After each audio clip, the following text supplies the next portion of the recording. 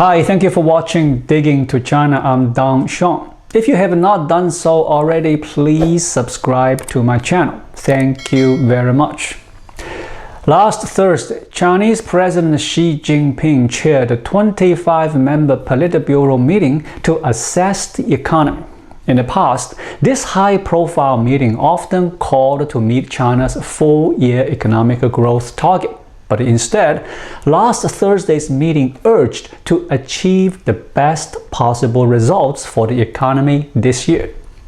State-run Xinhua news agency reported, in the second half of 2022, China should stabilize employment and prices, maintain economic operations within a reasonable range, and strive to achieve the best possible results. It will be the first time since 2015 that China will miss its economic growth target, which is around 5.5%. The culprit?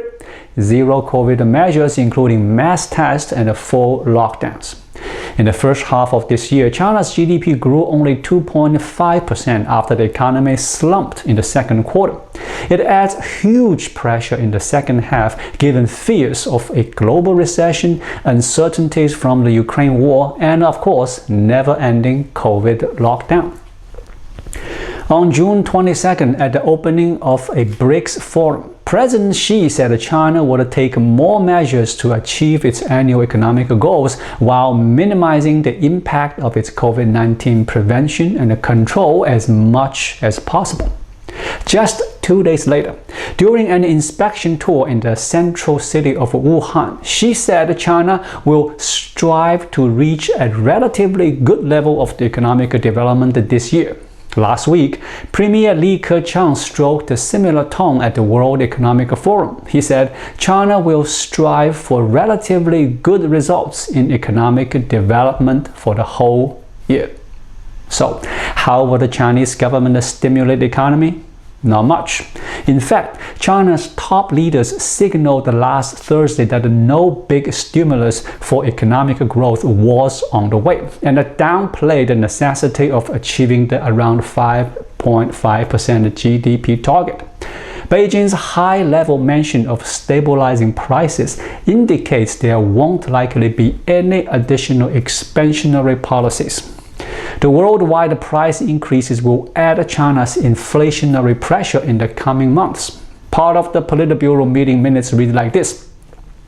Regarding the relationship between pandemic control and the development of the economy and the society, we must take the long view, especially from a political point of view. Calculate the political cost. The central government urged the local authorities to be more creative, to take a more localized approach, especially resolving problems in real estate. Provinces with the conditions to achieve the economic target should strive to, says the meeting minutes. On real estate, Chinese leaders stuck with their mantra that houses are for living in, not speculation, and that they state that local governments are responsible for delivering completed houses. Translation: Beijing would not take a more proactive approach to propping up property sales and prices. Along with its strict zero-COVID policies, China's slowing property market has been one of the biggest problems for its struggling economy. Chinese cities have rolled out a host of increasingly creative measures to entice home buyers, including tax rebates, cash rewards, and low down payments. City governments have jumped in to try to stem the downward spiral in home buyer sentiment as some of China's property developers struggle to finish projects after Beijing put rules in place to prevent excessive borrowing. Many homeowners are now threatening to stop paying for unfinished properties. Jiangsu, a city of roughly 500,000 people in the eastern Chinese province of Jiangxi, is offering the equivalent of about $150 to property brokers who can make a sale. Guyuan, a city of 1.5 million in China's northwest, has offered to subsidize 1% of purchases for first-time home buyers. In Chizhou, in China's rural interior, potential home buyers can attend a government-run real estate fair, buy a home, receive 3,000 yuan of subsidy worth about $450, have their down payment reduced to 20% from 30%, and have some of their property management fees waived.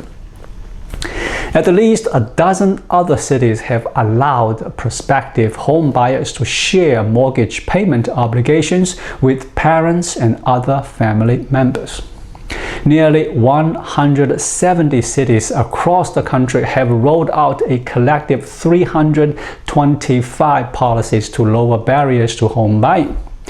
According to state media reports, in July alone, nearly 70 cities have issued policies to stabilize their local housing market. But the measures by local governments have failed to dispel the gloom hanging over the market. There was a small rebound in home sales in June, but it was quickly reversed by a slowdown in July. Sales by volume in 30 large and medium-sized Chinese cities registered notable declines last month, according to a report published by China Real Estate Information Corp, a Shanghai-based property research firm. It is the first time in decades that the housing market did not respond to the easing. Shanghai's GDP contracted by 5.7% in the first half of this year from a year ago. Beijing grew by just 0.7%. The provinces of Shanxi, Jiangxi, and Fujian were among the fastest growing by at least 4.6% in the first 6 months of 2022. As for tech industry crackdown, it seems Chinese authorities have signaled they were reaching a turning point.